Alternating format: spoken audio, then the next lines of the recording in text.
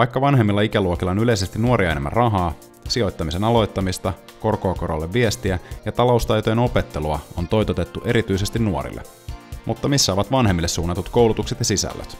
Tässä sarjassa paneudumme sijoittamiseen nimenomaan yli 50 näkövinkkelistä. Sarjan jaksot käsittelevät eläkesalkun rakentamista, perinnön sijoittamista, varallisuuden siirtämistä ja lahjoittamista, yrittäjän sijoituksia sekä lapselle säästämistä ja talouskasvatusta. Tällä kertaa mulla oli ilo haastatella Marjista. Vaikka hänen oma sijoitusuransa ei alkanutkaan parhaalla mahdollisella tavalla, hän ei siitä lannistunut ja on sijoittanut jo vuosikymmenien ajan. Olen sijoittanut 36 vuotta, kohta 37 vuotta ja suoriin osakkeisiin, koska mä rakastan omistaa yrityksiä. On ihanaa niin kun omistaa jotakin yrityksiä. Mähän tein Fatzerilla hirveän pitkän työuran, mä olin siellä 26 vuotta ja olisin mieluusti omistanut Fatzeria, jos se vain olisi joskus tullut pörssiin. Miten sä ylipäätään kiinnostuit sijoittamaan? No itse asiassa oli semmoinen vähän tylsä iltapäivä töissä ja otin kahvikupin ja menin kollegan luokse ja kysyin vaan näin ihan heittona, että hei, mitä keksittäis, kun on niin tylsää. Ja hän sanoi sitten, että no rupea sijoittamaan, osta tuota Comptelia vaikka. Sitten mä, mitä se on, mitä se tarkoittaa ja sitten me alettiin puhumaan siitä ja sitten niinku se oikeasti vei mut kerralla. Siitä tuli intohimo heti, kun mä aloin niinku tajuamaan, mä aloin hiffaamaan, mistä on kysymys. Mä luin kaiken, mä sain kaikki Seppo Saarion kirjat ja kaikki niinku tämmöiset. Siihen aikaan tuli Kauppalehdessä semmoinen saldo, se taisi tulla perjantaisin. Ja sitä mä ahmin ja Kauppalehteä mä ahmin. Minä, joka ennen luin vaan naistenlehtiä. Siitä se alkoi ja siitä tuli niin oikeasti intohimo, joka on säilynyt. Mä oon harrastanut vaikka mitä. Mä oon harrastanut laskettelua, tennistä, squashia, kaiken näköistä. Mutta sijoittaminen on vaan säilynyt. Se on säilynyt ihan varmaan sen takia, että mä oon kova keräilemään. Mä rakastan kerätä mustikoita ja sieniä ja kaikkia semmoista niin kuin hyötykeräystä. Niin se, että kun näkee sitten, että alkaa fyrkkaa tulla. Että alkaa tulla pääoma, alkaa tulla osinkoja, alkaa tulla osakeanteja, alkaa niin kuin se salkku vaan alkaa sitten, kun siellä on riittävästi fyrkkaa, niin se alkaa vaan niin kuin kasvamaan. Niin se on varmaan se. Se oli markka-aikaan. Mä sain tätini perintöä noin 7 000 euroa. Tai oikeastaan äitini sai, joka sitten jakoi meille lapsille. Se oli tosiaan noin 7 000 euroa, jotka sijoitin rahastoihin, joista en ymmärtänyt yhtään mitään. Ja pankkivirkailija silloisessa Sammossa niitä mulle myi. No ne meni alaspäin. Silloin mä myin ne ja sen jälkeen mä päätin, että mä en rahastoihin enää sijoita. Ja ylipäänsä niin kuin tämmöisiä isoja könttäsummia ei missään nimessä kannata lähteä sijoittamaan kerralla yhtään mihinkään ja ei varsinkaan yhtään mihinkään tuntemattomaan. Silloin mä päätin, että mä haluan oppia tämän asian, mä haluan itse hallinnoida mun raha-asioitani. Mä oon muutenkin hyvin omatoiminen ja oinasluonteeltani minä itse, niin mä haluan niin kuin itse myöskin epäonnistua ja jokainenhan tekee tappioita, se on ilman muuta selvää. Se oli aika iso opetus silloin, että ei hyvänen aika, että pitää tietää mihin sijoittaa ja pienillä summilla liikkeelle ja yhtä tonne ja toista tonne ja tämä perinteinen, että ei kaikkia munia samaan koriin, vaan tosiaankin erilaisiin systeemeihin pitää sijoittaa. Ja epäonnistumiset ylipäätään nehän opettaa. Että ne opettaa. Joo, kyllä nimenomaan. Se on arvokas opetus, että silloin niin kuin sen tajus oikeasti, että mitä se menetys voi olla. Koska silloinkin mä olin nuori, se oli iso raha se noin 7 000. Niin se oli iso opetus ja silloin niin kuin tajus sen, että mun on itse tiedettävä asia. Mä en voi luottaa kehenkään toiseen. Että arvostan kyllä hyvin paljon ekonomisteja ja analyytikkoja ja he tekevät hyvää työtä, mutta pankkivirkailija myy sitä, mitä hänelle sanotaan, että myy tätä, vaikka hän ei itse ehkä sitä oikein ymmärtäisi edes.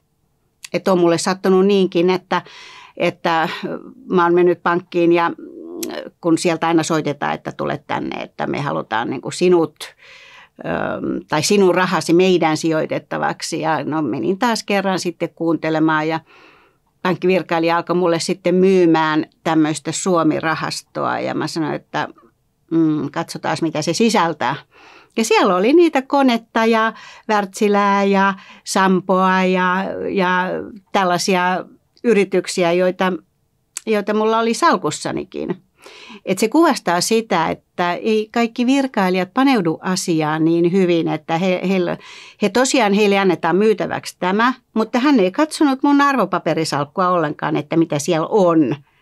Et siinä vaiheessa mulla oli aika mittava salkku.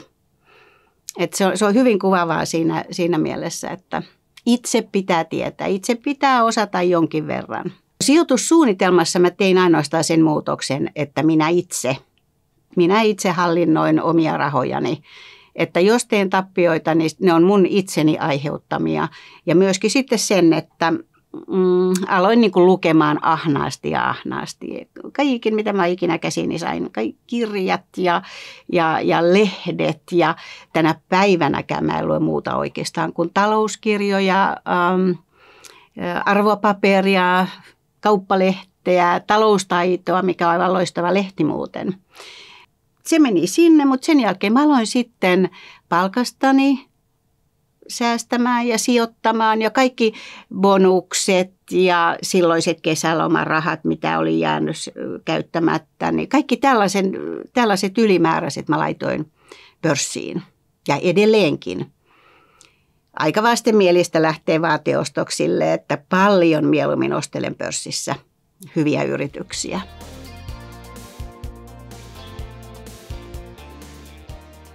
Siis mulla on 2 salkkua. Mulla on niin kutsuttu ruumisarkkusalkku, joka on semmoinen, minkä kanssa mä menen hautaan, minkä sitten mun lapset iloitsee. Mutta sitten mulla on semmoinen pikkusalkku, jossa on samoja yrityksiä hyvin paljon kuin siinä ruumisarkkusalkussa. Ja sieltä pikkusalkusta mä myin tänään loistotuloksen tehneen Revenion, koska mun täytyy ostaa uudet kesärenkaat autooni. Ne mä menen nyt huomenna ostamaan, mä oon varannut jo ajan, mutta rahoitan ne pörssituloilla.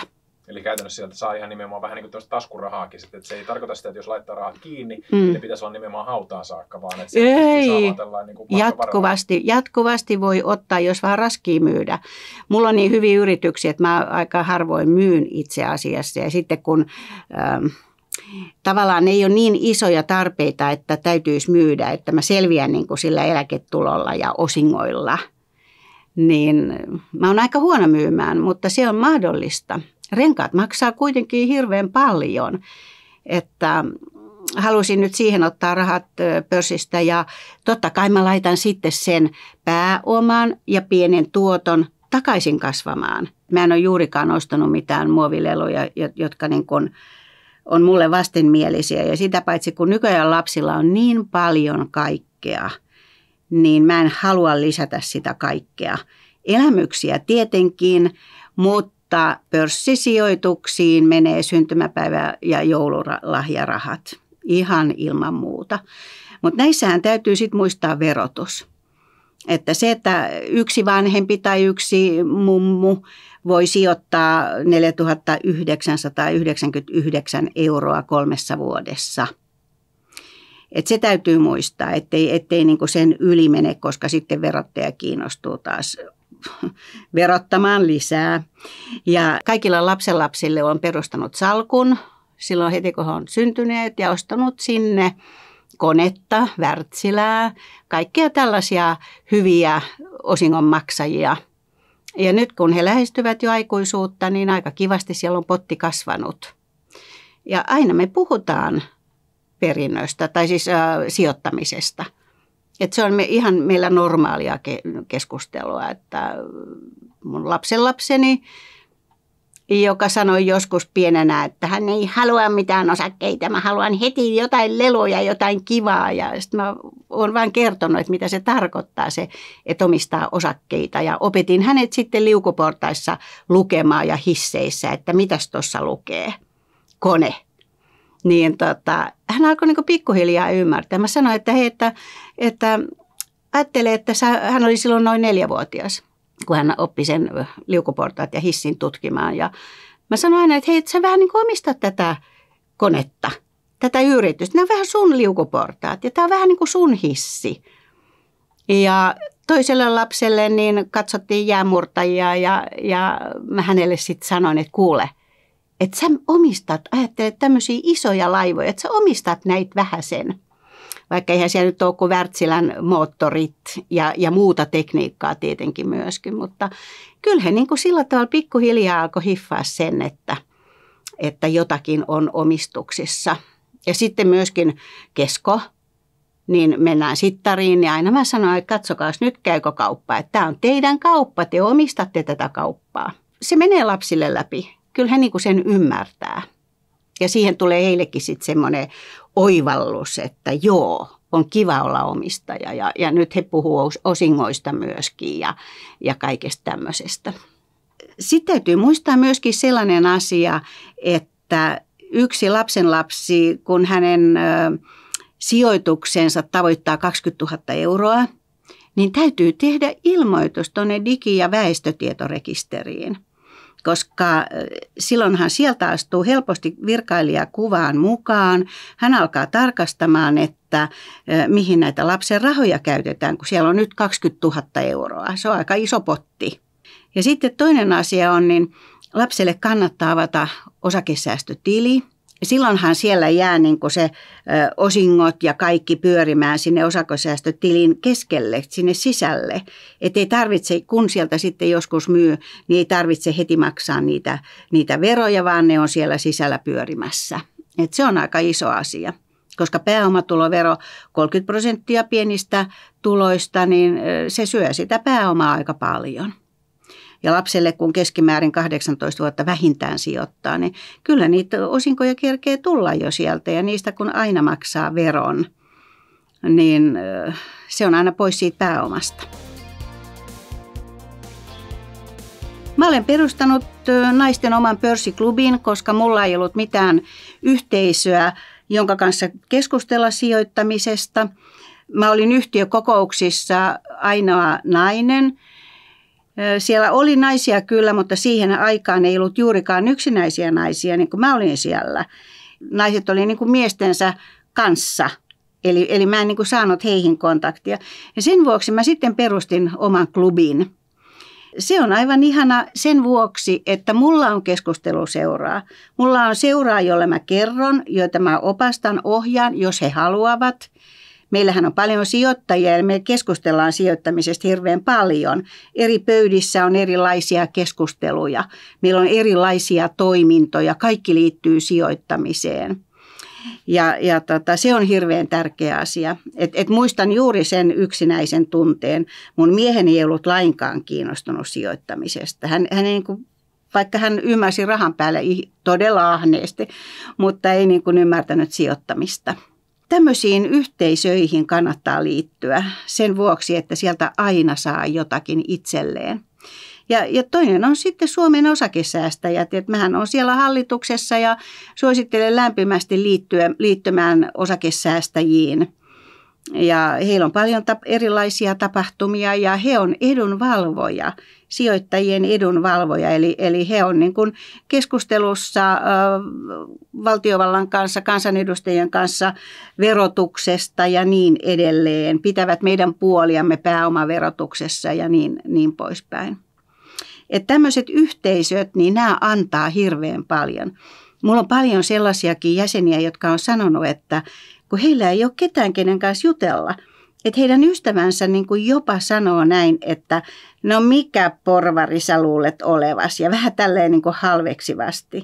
Mä aina sanon, että kuule hei, hakeudu viisaampien ystävien seuraan, että jätä tällaiset ystävät, jotka ei ymmärrä asiaa ja jotka koittavat sinua latistaa. Jätä semmoiset. No kyllä se paras vinkki varmastikin on juuri se, että rauha, ei mitään hätiköityä. Että nyt niin kuin mietintään, että mitä tehdään, mitä kannattaa tehdä.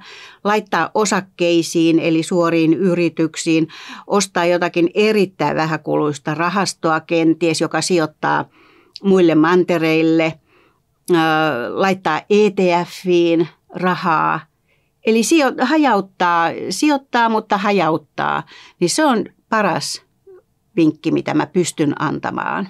Ja pieniä rahoja harjoittelee ensin. Et ei niin kuin missään nimessä kerralla isoja rahoja mihinkään sijoituksiin. Ja nyt varsinkin, kun on ollut nousukautta, sitähän oli yli 12 vuotta, ja nyt sitten kun ollaan tultu alas roppakaupalla ja tilanne on näin hämärä, että ei niin kuin kukaan tiedä, mitä tässä vielä tulee tapahtumaan, niin nyt aloittajat pelkää ihan hirveän paljon. Ja sen takia niin kuin haluan tukea heitä, että hei, maailma jatkuu, pörssi jatkuu, se on markkinapaikka, siellä tehdään ostoksia. Se ei niin kuin katoa mihinkään, että niin kuin uskaltaisi vaan jokainen lähteä pikkuhiljaa liikkeelle.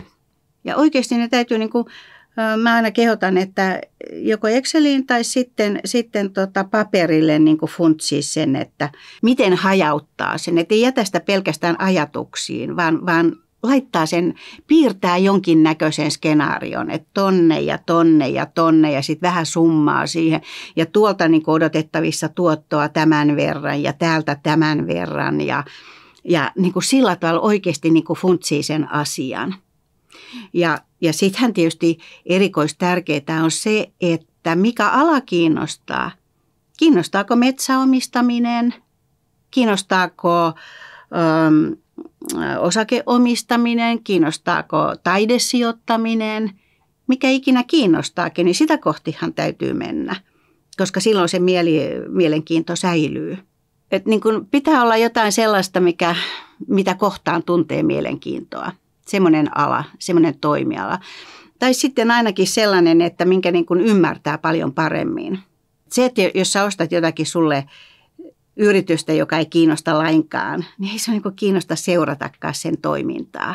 No mun mielestä ajallisesti hajauttaessa niin semmoinen fiksu suunnitelma voisi olla, että ensimmäiset 2 vuotta sijoittaa vaikka 120 000, niin sijoittaa vaikka muutama tonni siihen, mihin haluaa sijoittaa. Että tavallaan niin kuin opetella sitä rytmiä, sitä sijoittamisen rytmiä ja myöskin sitä näkee sitä tuottoa vähän, seuraa sitä tuottoa, mikä se voi olla vuoden kuluttua. Tietenkin sitä seuraa niin kuin kuukausittain alussa, totta kai. Mutta sitten alkaa seuraamaan niin kuin pidemmällä aikajaksolla, että hei, nyt se on tuottanut vuodessa näin ja näin paljon. Että jos mä nyt myisin sen sijoitetun rahan, niin mä saisin näin paljon fyrkkaa takaisin. Että aloittaa oikeasti pienellä, opettelee niin kuin sitä rytmiä, opettelee sitä sijoittamismuotoa. Esimerkiksi niin kuin osakesijoittamisessa juuri, niin on erilaisia yrityksiä. Pörssi menee näin ja näin. Niin opetella sitä niin kuin tavallaan, että miten se toimii se markkina. Että sehän on hirveän tärkeää ymmärtää, että se ei todellakaan ole niin kuin tasaista viivaa, että sieltä tulee tällä tavalla rahaa, vaan se menee ylös, alas. Ja jos siellä alkaa sitten myymään vähän väliä, niin hetken kuluttua sulle ei enää ole pääomaa, jota sijoittaa. Eli tämä täytyy niin kuin harjoitella myöskin. Et suosittelisin, että alun, jos on 120 000, niin alun 2 vuotta sijoittelee pieniä summia ja tsekkaa, opettelee, harjoittelee ja sitten kun rohkaistuu, sitten kun näkee, kun on oppinut jotakin, niin sitten alkaa laittaa vähän isompia potteja. Siinä vaiheessa, kun salkku on jonkun kokoinen, niin sittenhän sinne ei enää laitetakaan uutta rahaa, vaan sitten aletaan järjestelemään.